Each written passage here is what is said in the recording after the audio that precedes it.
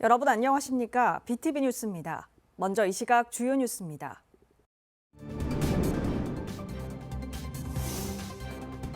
부산의 한 지자체가 청년 자영업자들의 사업장 임차료 지원에 나서고 있어 주목받고 있습니다.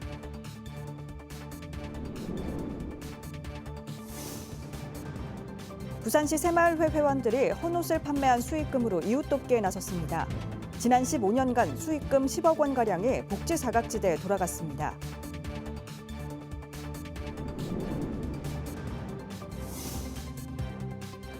고준위 특별법이 여야 합의 처리가 논의되고 있는 가운데 이 법안을 폐기하라는 부산 시민사회단체의 목소리가 높아지고 있습니다.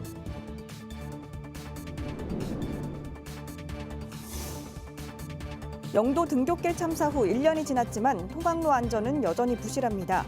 교육청은 학교 담장을 옮겨 통학로를 확보하고 부산시는 어린이 보호구역을 전면 점검합니다.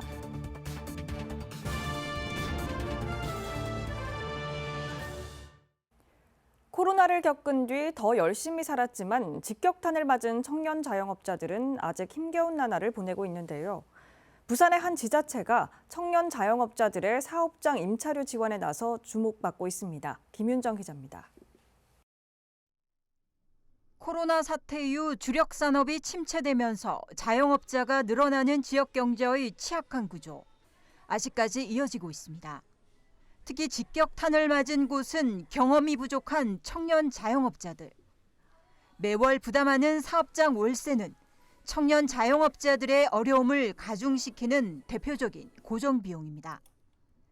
2020년 소상공인 실태조사에 따르면 부산 지역 자영업자의 70% 이상이 사업장 월세를 부담하고 있습니다. 이에 수영구가 청년 사업자 월 임차료 지원 사업을 3년째 이어가고 있어 주목받고 있습니다. 지금까지 수영군의 청년들이 운영하는 사업장 100곳에 지원된 임차료만 총 1억 9,600여만 원. 고금리 장기화와 매출 감소로 찬바람이 불고 있는 청년 창업 시장에 온기를 불어넣었습니다.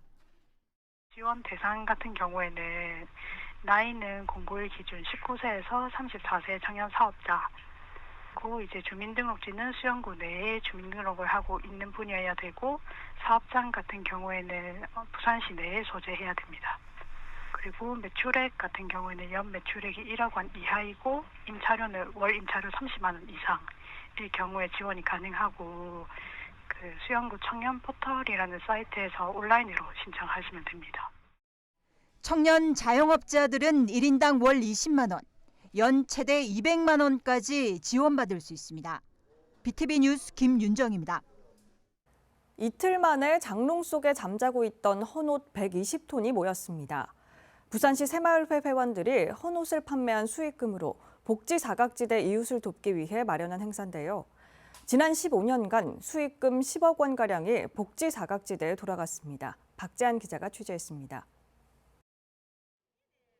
헌옷을 가득 실은 트럭들이 줄지어 저울 위에 올라갑니다. 들어갈 때 무게는 약 2.7톤, 나올 때는 2톤으로 줄어듭니다. 하루에 모인 헌옷만 60톤. 이웃 사랑을 실천한 만큼 가벼워집니다. 부산 전역 205개동 새마을회 회원들이 이틀에 걸쳐 집에서 잠자고 있는 헌옷을 모아 자원으로 재활용하는 행사를 열었습니다. 이 운동을 통해 모이는 헌옷은 연간 250여 톤, 키로당 300원으로 환산하면 약 7,500만 원에 이릅니다. 헌옷 모으기가 시작된 건 15년 전으로 거슬러 올라갑니다. 판매 수익금으로 지역의 소외계층을 돕자는 취지였습니다. 금액으로 환산하면 10억 원에 달합니다.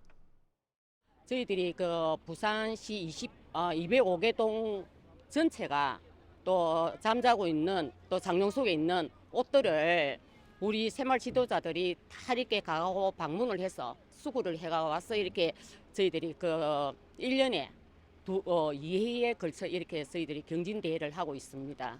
이 경진대회를 함으로 해서 처음에는 그런 본 취지가 아니었는데 하다가 보니까 지금에 걸맞는 사업들이 아마 기후 변화에 저음하고 탄소 중립에 저희들이 지금 굉장히 많은 관심을 갖고 있지 않습니까? 그래서 아마 탄소 중립에도 큰 이게 역할을 하지 않겠나 하는 생각들을 하면서 부산시 새마을에는 올해 쪽방촌 등 복지 사각지대 주민 4천여 명을 대상으로 밑반찬 나눔과 집수리, 탄소 중립 홍보 활동 등을 펼칠 예정입니다.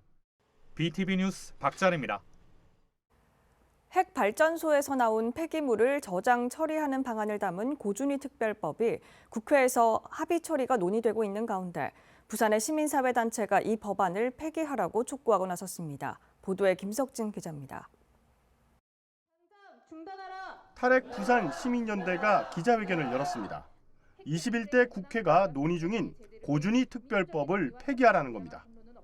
고준위 특별법은 원자력 발전소에서 나온 고위험 방사성 폐기물을 저장, 처분하는 시설을 설치하는 법안입니다. 현재 이 고준위 폐기물은 방패장이 없어 각 원전에 임시 보관 중입니다. 전문가들은 오는 2030년엔 포화 상태에 이르러 원전 가동이 멈출 수도 있다고 보고 있습니다. 하지만 원전 지역 주민들과 환경단체 등은 이 법안이 통과하면 지금의 발전소에 영구 저장 시설이 들어서는 게 아닌지 우려하고 있습니다. 한수원은 지난 이사회를 통해서 지금 신고리 1, 2호기의 주차장 부지죠. 여기에 이미 부진의 임시 저장 시설을 설계를 하고 있는 중으로 알려져 있습니다. 이사회에서 통과를 강행을 했죠. 이번 21대에서 이 고준특별법이 통과된다면 이러한 한수원의 행위를 합법화. 탈핵 부산 시민연대는 21대 국회에서 고준위 특별법 통과가 가까워졌다고 주장했습니다. 이미 여야가 세부사항 조율을 마쳤다고도 밝혔습니다. 이에 따르면 원전 설계 수명 기간 동안 폐기물을 부진에 보관하는 데 합의했다는 겁니다. 또 원전 지역 주민을 지원하는 방안도 들어있다며 이는 원전 지역을 영구 폐기장화할 가능성이 높다고 봤습니다. 핵발전소 인근의 지역 주민의 생명과 안전이 가장 중요하지만 이들에 대한 해이와 유착으로 부산 전체 시민의 생명과 안전이 등한시되는 상황을 목격한 부산 시민으로서 지금의 고준위 특별법은 받아들일 수가 없는 법안입니다. 연대는 핵발전소 지역 주민들의 생명과 안전은 거래 대상이 아니라며 여야가 고준위 특별법을 즉각 폐기할 것을 촉구했습니다. 그러면서 법안 통과 시 전국의 탈핵 시민 사회단체가 강력한 투쟁에 나설 것도 경고했습니다. BTV 뉴스 김석진입니다. 큰 사고들이 반복됐지만 통학로 안전은 여전히 부실합니다. 교육청은 지난해부터 학교 담장을 허물어 통학로를 확보하고 있는데요. 오는 여름방학을 이용해 12개 학교 통학로를 추가로 넓힙니다. 장동원 기자입니다. 사하구 하단초등학교는 지난해 차량과 보행자의 시야를 가리는 담장을 허물었습니다. 별도의 시설 설치와 대규모 공사 없이 학생 안전을 확보했습니다. 다송중학교는 화단을 철거해 보행 계단과 출입문을 만들었고 다선초등학교는 학교 앞 성당과 협조해 석축을 철거하고 학생 통행로를 넓혔습니다. 부산시 교육청은 지난해부터 담장 이동을 통한 통학로 확보에 나서고 있습니다. 지난해까지 19개 학교 통학로가 넓어졌고 올해 여름방학 동안 12개 학교에서 개선 사업을 추진합니다. 북구 학사초등학교와 수영구 수영중학교는 담장 일부를 철거해 별도의 출입문을 신설합니다. 사상구 창진초등학교와 주례여고 등에서도 같은 작업이 진행됩니다. 교육청은 이를 위해 100억 원을 투입한다는 계획입니다. 한편 부산시는 16개 구군과 함께 다음 달까지 840여 곳 어린이 보호구역을 점검해 안전 기반 시설을 강화하고 보호구역 내 공사 현장을 관리해 나간다는 방침입니다. BTV 뉴스 장동원입니다.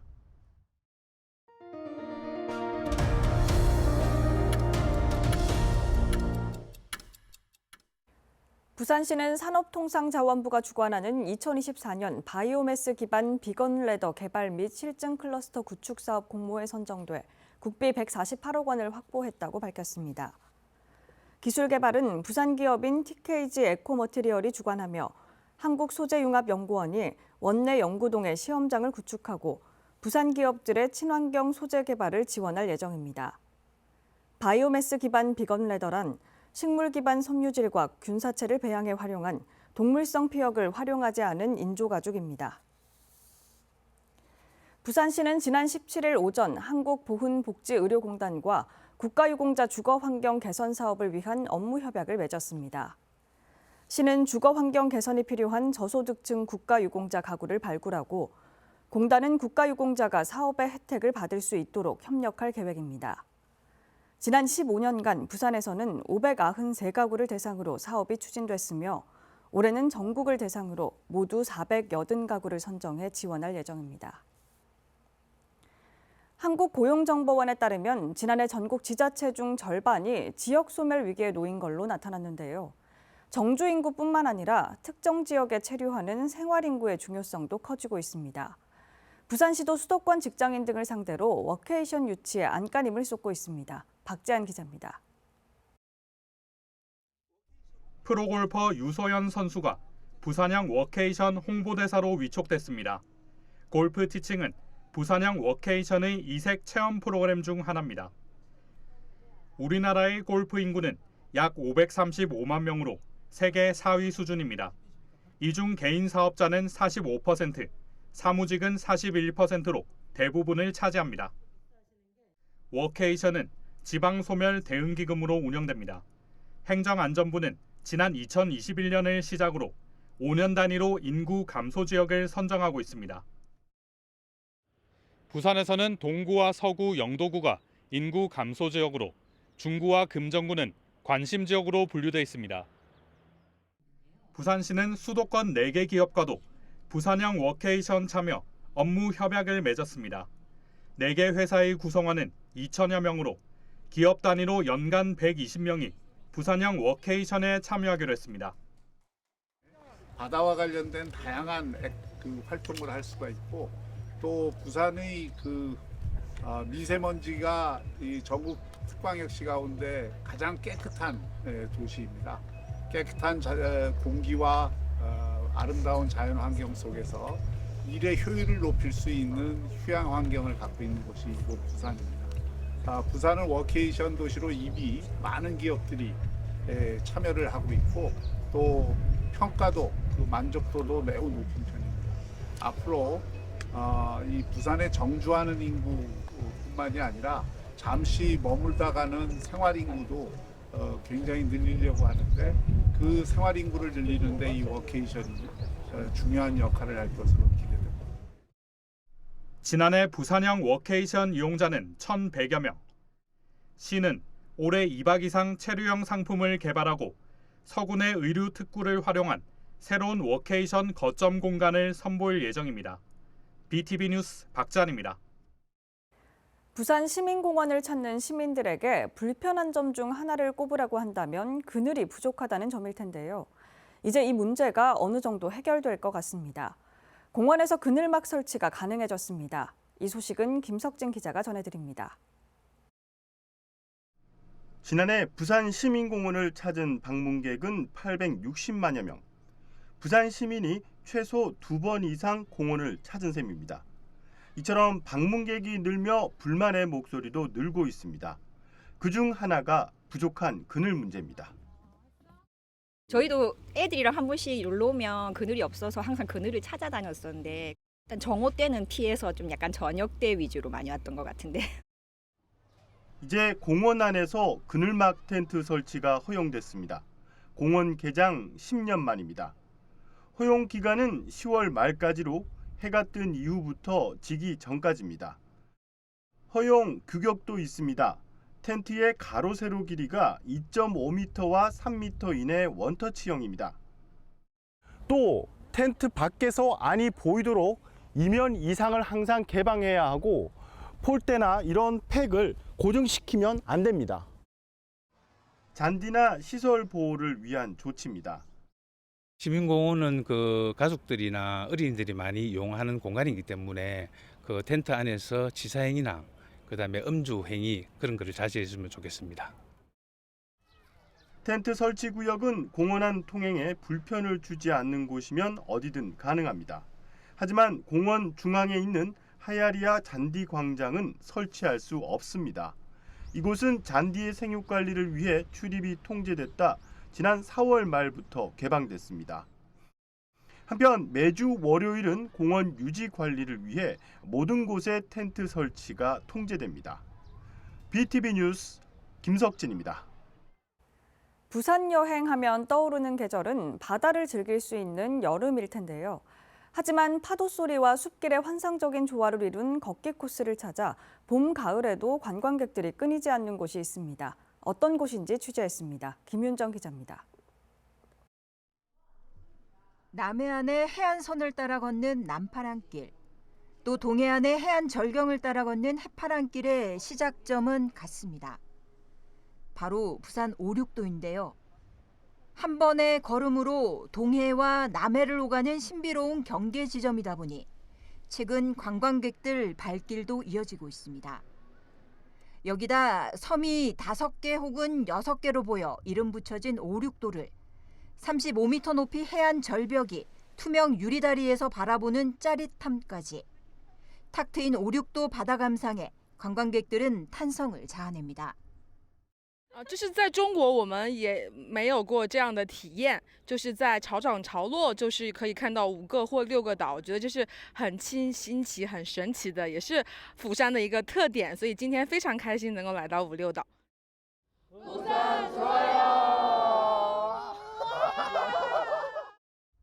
오륙도는 부산 여행하면 이제 빠지지 않는 관광 명소입니다. 여기다 파도 소리와 숲길의 환상적인 조화를 이룬 걷기 코스를 찾는 관광객까지 몰려들고 있습니다.